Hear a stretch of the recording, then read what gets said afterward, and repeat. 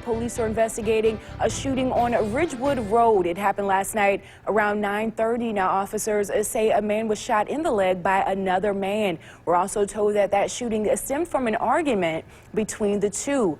After the shooting, the suspect ran away to a nearby apartment complex. We're also told that the victim is expected to be okay. And your time now is 6:30. Good morning, and thank you so much for watching 12 News this morning. I'm Shay O'Connor, and now sending things over to Russ with a check of your forecast. This is what's happening outside right now at Jackson. Beautiful sunrise happened at 6:24, a little bit early at Hattiesburg. Mid-30s. Without a wind, that's what it feels like. 36 degrees. This is how you're starting your Sunday. This is a couple degrees better than where we were yesterday for many locations. That's the important thing. Improvements in the temperature department are expected this morning and this afternoon. So mid-30s around the Jackson metro area, mid-30s into the Pine Belt, upper 30s near 40 degree readings at a couple of locations, Macomb, Tylertown. Not bad. Everybody's going to get on board with the sunshine, the dry conditions, the calm conditions. We're going to see temperatures very mild. We're looking at a perfect autumn afternoon. Shay?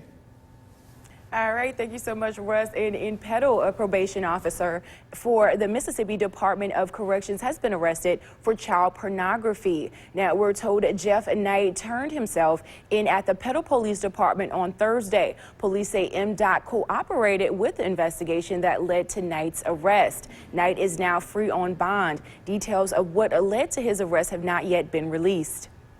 A 5K run and walk went on at Jackson State University for the 12th year in a row. But the reason is to bring awareness to a cause that affects every gender, race, and age, domestic violence. Those participating say the event means much more to them than just a run around the campus.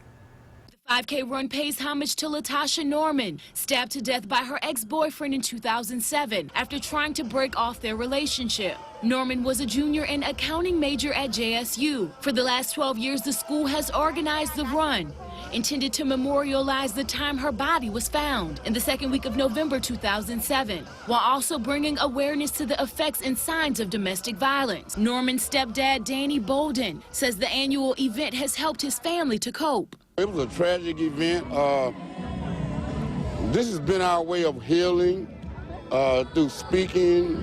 We go around and talk to many young ladies, many young men that will listen to us. In our current day and age, we see it every day with sex trafficking and the way it's continuing to increase. And Natasha, she was someone who advocated for that, and she was a student here just like anybody else running or formerly running. And what happened to her can happen to anybody. According to recent statistics, 1 in 3 women and 1 in 7 men are victims of domestic violence. The Latasha Norman Center has since been established at the university to help students being impacted by domestic violence. To donate to the Latasha Norman Center, please visit our website. That's WJTV.com. The Salvation Army bell ringers are back out in front of grocery stores around the metro. This year, they're collecting toys and monetary donations for the upcoming holidays, including their Angel Tree program. Jackson Municipal Airport Authority actually announced earlier this year that Ferny Air Airlines will be ending its seasonal air service at the Jackson Medgar Wiley Evers International Airport. Now, they plan to resume air service in 2020. Seasonal air service provided by the airlines is scheduled to end tomorrow, which is November 11th. Now, Ferny Air is looking to transition into a year-round air service provided at the airport. Gumbo, and more gumbo. Community members were able to indulge in countless bowls of goodness at Smith Park. I was lucky enough to be a gumbo judge. 12 News' Gary Burton takes us to one of the most anticipated cookouts of the year. The aroma of sausage and seafood filled the air of downtown Jackson as teams competed in this year's Gumbo Festival. I come every year. This is my 8th year coming, and I love it. This is one of the most awesome things that the city has done. Several teams competed in this year's Gumbo Cook-Off, hoping to be named the International Gumbo Festival champion. But hours before the winner was even announced, there were many teams who already felt that they had the winning pot. Got to be here to get our trophy at 5. Who got the best gumbo? Real alive! I heard, everybody else wasn't the best. So hopefully this is. But talk is cheap. The winner comes down to who rocks the tongue and taste buds of the people of Jackson. And I'm not a gumbo eater, but when I eat gumbo, Scrooge is a gumbo. Oh, thumbs up, absolutely. This is probably the best one that's down here. I asked around, and majority of the people tells me it's one thing that they're looking for. Just put meat and sausage in it. All about the meat, brother. The main focus is obviously the loads of gumbo, but there were also sweet funnel cakes to finish it off. I've had every gumbo, and it was all delicious. And, you know, sometimes you need to end with dessert, a little something sweet. Sweet and savory, a winning combination at this year's Gumbo Fest. Gary Burton, 12 News. Definitely lots of good gumbo, and this year's lucky winners of the International Gumbo Fest is the Riverwalk Casino out of Vicksburg. The casino actually won a grand prize of $1,000 and a huge trophy. Congratulations to them. In Old Town Middle School in Ridgeland hosted a book fair at the Barnes & Noble at Renaissance on Saturday.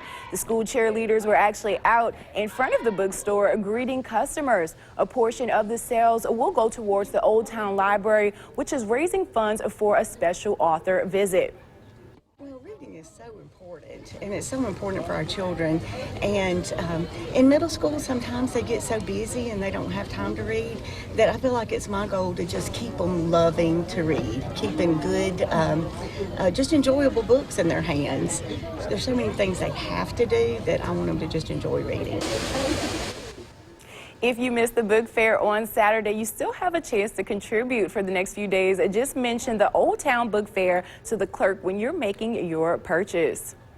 The Wobble, Electric, and Cha-Cha Slide are just a second nature to the groups of line dancers that came to the Championship Gymnasium for the 6-hour line dance marathon, hosted by Just Move 2.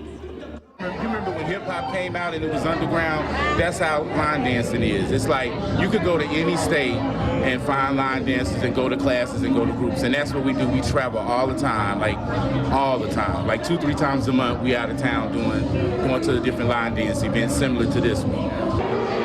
Hey, okay, and we're told by the group that this is the first line dance marathon to be put on in the city of Jackson. Looks like a lot of fun. It happening today. Santa is making an early appearance at the outlets of Pearl. He'll be visiting with the Make-A-Wish Kids of Mississippi. Guests and shoppers can snap a photo with him and Mrs. Claus from 3 to 4 p.m. outside at the plaza. And now over to meteorologist Russ Pappas. Yeah, you know, with all the cold weather we've just been talking about for next week, I might have to take the kids to visit Santa today. If you get outside, you're going to feel near 70 degrees. That's ideal conditions across central and southern Mississippi. Hattiesburg also checking in at 70. Clear, dry, quiet. These are great conditions today. Not so